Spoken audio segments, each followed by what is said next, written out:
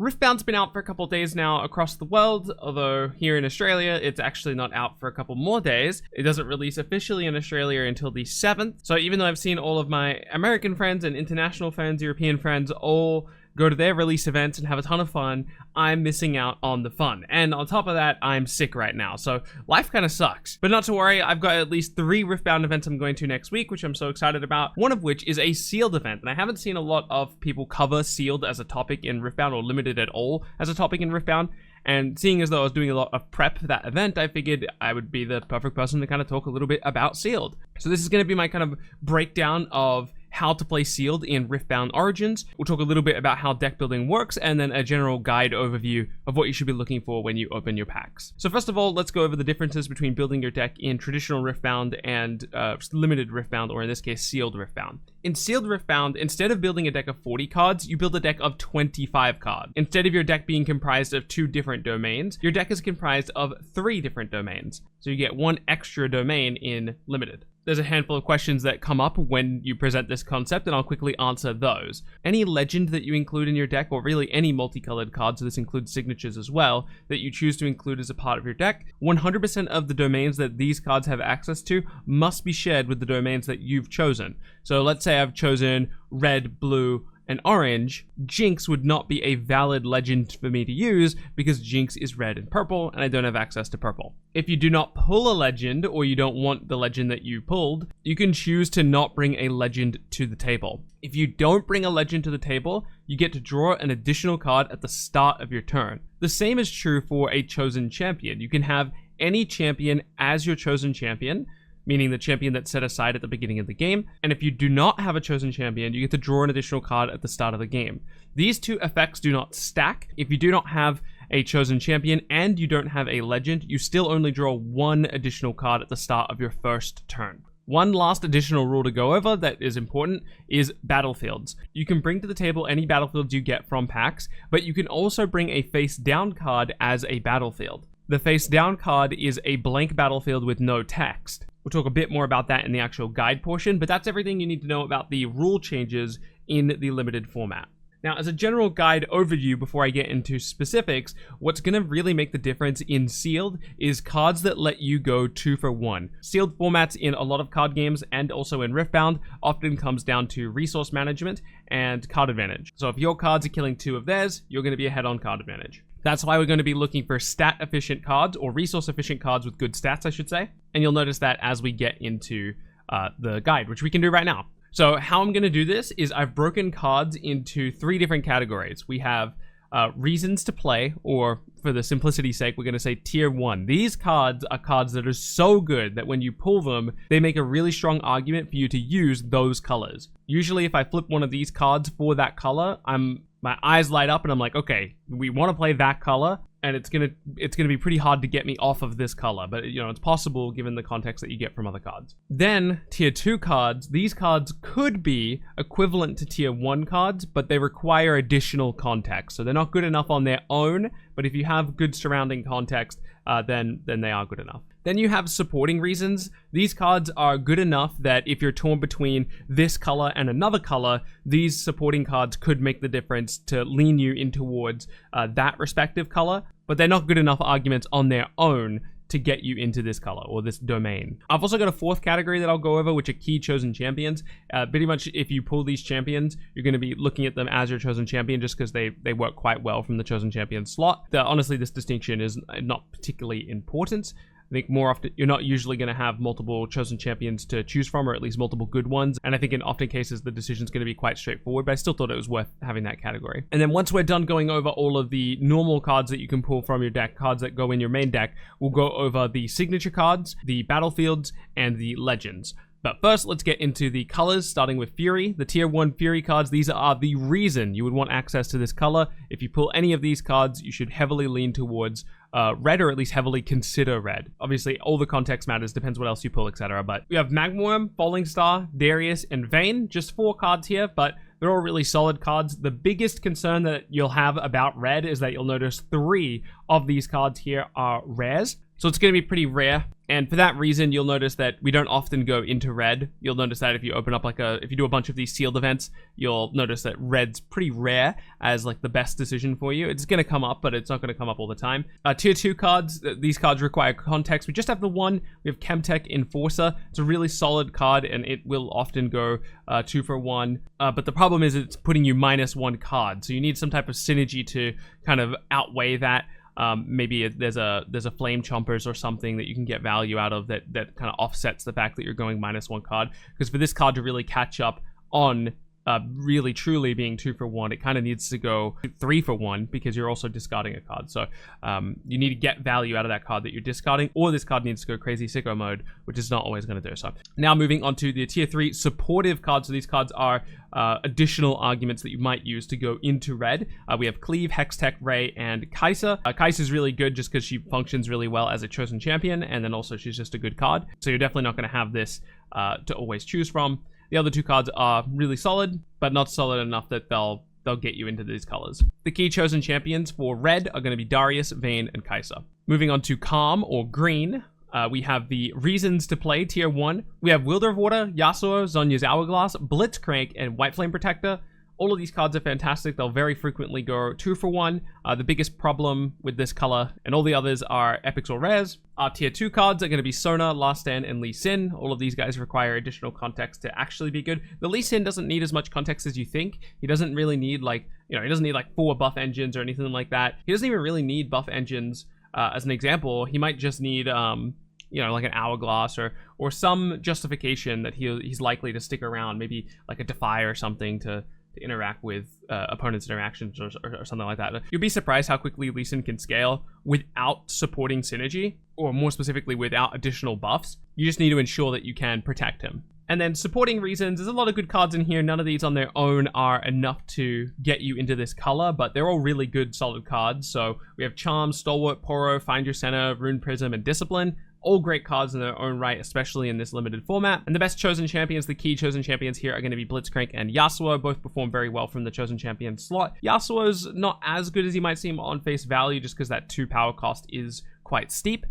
Especially if you're being a bit greedy with your rune ratios. Moving on to Mind or Blue. Blue is often going to be the best color for you to lean into. Often cases, you'll have like a multicolored card like a Legend or a Signature that makes you want to play 2 specific colors, and then blue will be your best supporting color just because you have access to so many good commons, and you'll see that straight away in tier 1. Riptide, Rex, Mega Mech, Smokescreen, Singularity, Thousand-Tailed Watcher, Unchecked Power, Ari. Literally all of these cards can single-handedly win games, and 3 of them are commons. Yeah, I mean, these cards are absolutely nuts in the limited format, and this is why you're going to see pretty much everyone playing blue if they're familiar with the card pool for your limited pod. Additional context cards, but still very strong cards, are Blastcone Fae, Ravenbloom Student, and Time Warp. And then supporting reasons, but not on their own strong enough to justify going into the color, are Jeweled Colossus, Stupefy, and Falling Comet. The key chosen champion for blue is Ari. The rest of them are pretty bad. So if you're in blue and you have access to Ari, but more often than not, one of your other colors is going to have the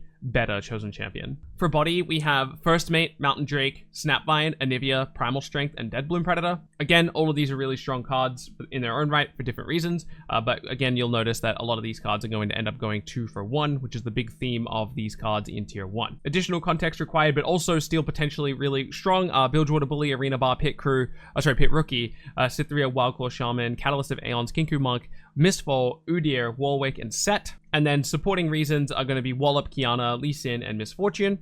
And then the key chosen champions here are going to be Lee Sin, Warwick, Set, and Misfortune. What you'll notice about all of these, with the exception of Set, is that they're all cards that can enter ready. Entering ready is just a really nice line of text for a chosen champion. Just being able to accelerate something from hand whenever you like is a huge deal. Moving on to Chaos or Purple. We have Gust, Fight or Flight, Mind Splitter, and Misfortune. Now, Purple's doing a bit of a different thing than going 2 for 1 for a lot of their cards, although some of these are going 2 for 1, especially Mind Splitter. Purple's going to be much better at scamming tempo and scamming the end game state. Like, they're going to have probably a weaker board than the opponent a lot of time, but then trying to steal the win with something like Fight or Flight or Gust or some type of disruption. If these cards were in the other colors, they would not be rated as highly, but with purple, you're kind of playing on a different axis than the other colors, I think. Speaking of which, we can move on to needs additional context, but still could be quite good. Ember Monk, Ride the Wind, Fading Memories, Twisted Fate, Tide Turner. Ride the Wind's context is significantly less important than the rest of these cards. Ride the Wind you can probably plug into most purple decks, but it's worth double checking your context and making sure, okay, do I actually have big enough units to justify the Ride the Wind? Do I play fast enough that maybe I can just scam out games for Ride the Wind and then I don't need the bigger units? These are all things that you'll have to evaluate in the moment. It's not just as simple as, oh, I got Ride the Wind, I need to play purple. Your supporting reasons is actually going to be the most number of cards in the supporting reasons or the tier 3 than any other color. We have Psy Scout, Sneaky Deckhand, Mystic Pourer, Rebuke, Zornite Bouncer, Traveling Merchant, Stack Deck, Teemo, Possession, and Madden Marauder. You'll notice there's a lot of commons and uncommons in here, so you're going to see these cards in a lot of your pods, but none of these cards are strong enough that I would say it's worth going into that color. But if you already are in that color or you're leaning toward that color, these could be like supportive arguments to do so. The key chosen champions for purple are going to be Teemo, Misfortune, and Twisted Fate. With additional context needed for Twisted Fate, I would only ever say play Twisted Fate if you can go mono color with your runes. So there's hyper-specific context where Twisted Fate is going to be worth it, but in the cases where he is worth it, I think he's going to feel quite strong. If you can go like mono red with your runes or mono yellow with your runes, he's going to feel really strong. Mono blue is probably not ever worth it. So yeah, just take a look at your other cards, make sure it's actually worth it, but if you can commit to the Twisted Fate, especially in the chosen champion slot, he'll feel pretty good. Moving on to our final color, yellow or order, we have Hidden Blade, Cull the Weak, Commander Ladros, Harness Dragon, Shen, Set, and Victor. You'll notice that we have the hard removal options here, Hidden Blade and Cull the Weak. Hidden Blade especially is a card you need to be careful with, but used correctly, it definitely belongs in this tier. The biggest difference between using this card in Constructed and in Limited is you want to be really careful about targeting your opponent's units with this. You should only be targeting your opponent's units with this if it's going to be closing out the game, because giving the opponent card advantage, or if it's going to be a big enough tempo swing that it makes the difference, it's outcome determinative of the game, because giving your opponents additional cards in a limited format is really, really risky. It's a bit of an over-exaggeration to say you should only ever use this if it's going to make the difference between closing the game that turn or not. But it's very close to being the only case that you should use it. But it can very consistently close the game in that scenario, and that's why it's worthy of this slot. Additional context required, but still really strong cards are Glory Seeker, Back-to-Back, Call to Glory, Facebreaker, Peak Guardian, and Grand Stratagem. And the supporting reasons are Vanguard Captain, Daring Pourer, Faithful Manufacturer, Noxian Drummer, Vengeance, Imperial Decree, and Leona. Your key chosen champions are going to be Shen, Set, Leona, and Victor. These are all really solid chosen champions in my opinion for the sealed format, especially Shen. Shen's really good. And there you go. That's a breakdown of all of the colors. Now we can move into signatures. I've put signatures into a bunch of different categories. The first of which is going to be go out of your way for this. This card is so good that you're going to pretty much be forced into the two colors it's asking of you because of how good the card is, because you're going to want access to the card. Those three cards are going to be Acathean Rain, Zenith Blade, and Bullet Time. All of these cards are fantastic at closing the game and just manipulating the board state in your favor, which is all that's going to matter in this format. Some cards that need a little bit of additional context to get you there, but are also still quite strong, are Stormbringer, Super Mega Death Rocket, and Last Breath.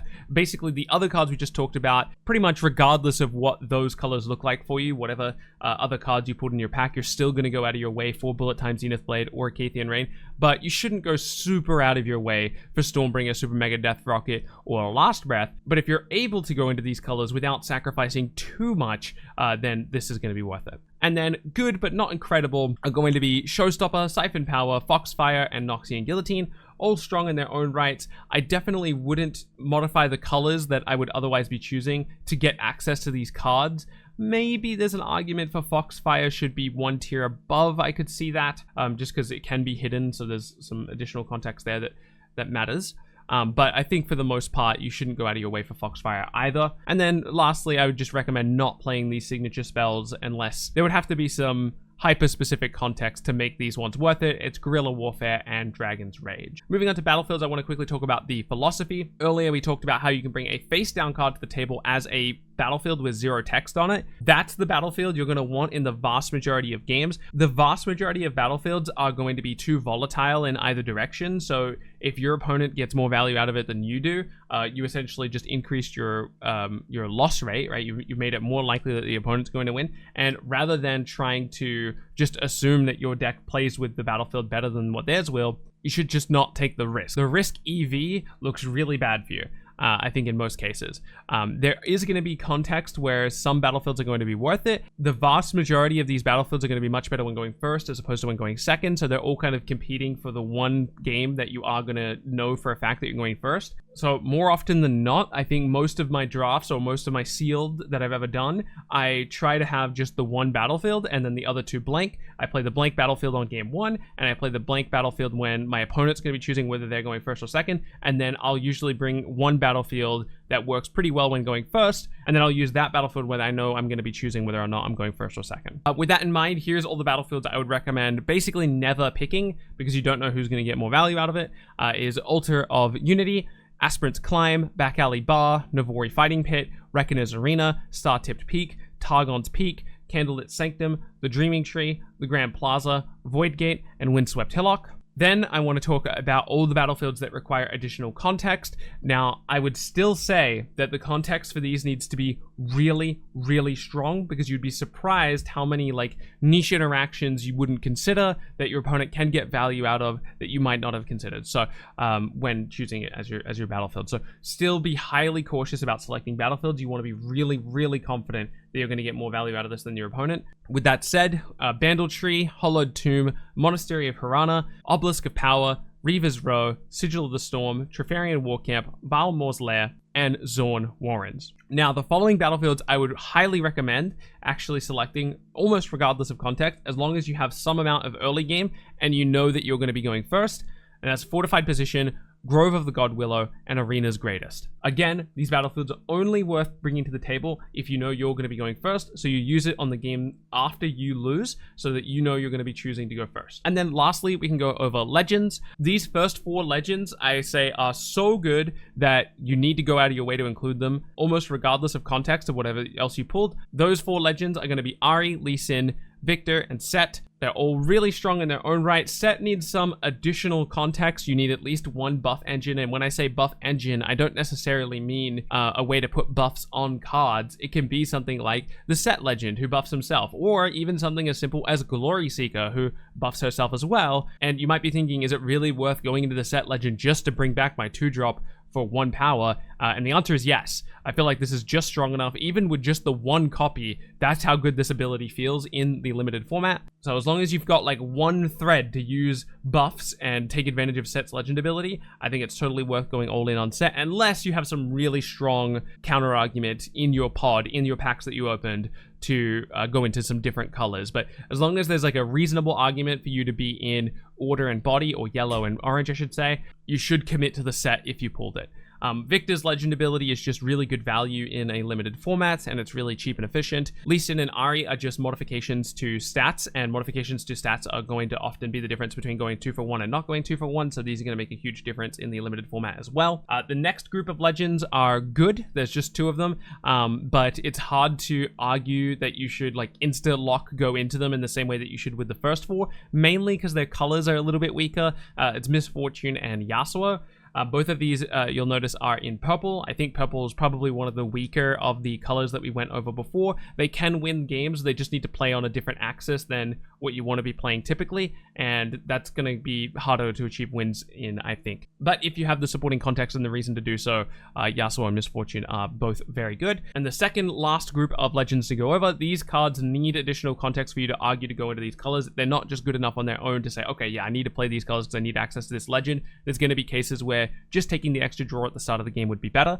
Those are going to be Kai'Sa, Volibear, Darius, and Leona. And then the final group of legends is going to be Jinx and Teemo. It's almost always going to be the case that the start of game draw effect is better than selecting these legends. If you're already going to be going into blue and purple, Teemo is actually pretty solid because you can just use his ability to hide stuff for cheaper, especially if you didn't get a champion in that pod. So maybe you just need to select the legend because there's no reason to have no legend and no chosen champion. But this gets pretty contextual at that point. But I would say the vast majority of pods, you're just going to take the card draw over the Teemo. Now, if you want to practice opening some sealed packs yourself, you can go to rifty.app, which I'll leave linked in the description.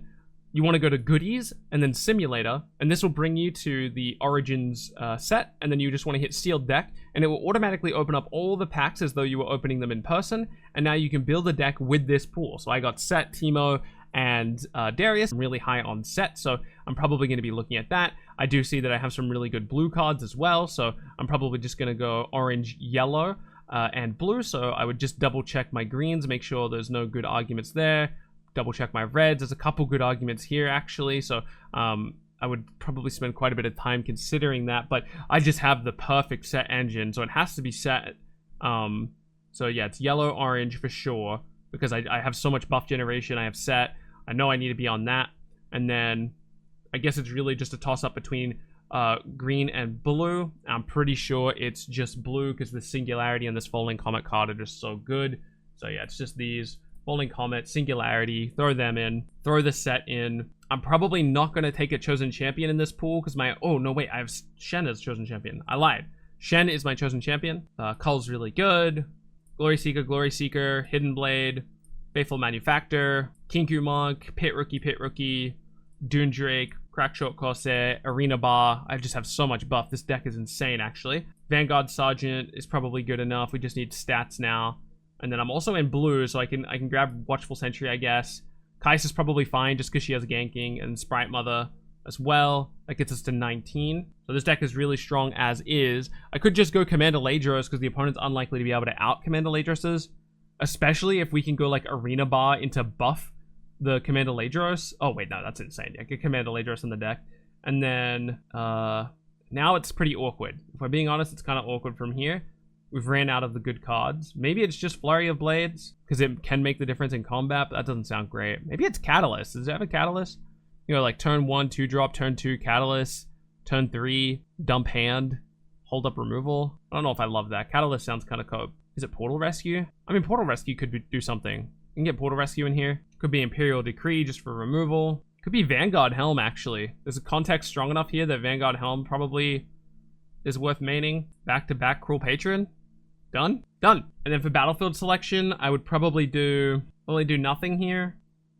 Oh, Hollowed Tomb's kind of interesting with my Shen, but actually it probably is just Hollowed Tomb because of the Shen. Yeah, I like that a lot the more I look at it. Okay, so Hollowed Tomb, and then that can be my game 1 battlefield, and I go blank battlefield on 2. Yeah, blank battlefield on 2, and then I could do like Altar of Unity for my game where I'm going second. Oh, sorry, game where I'm going first.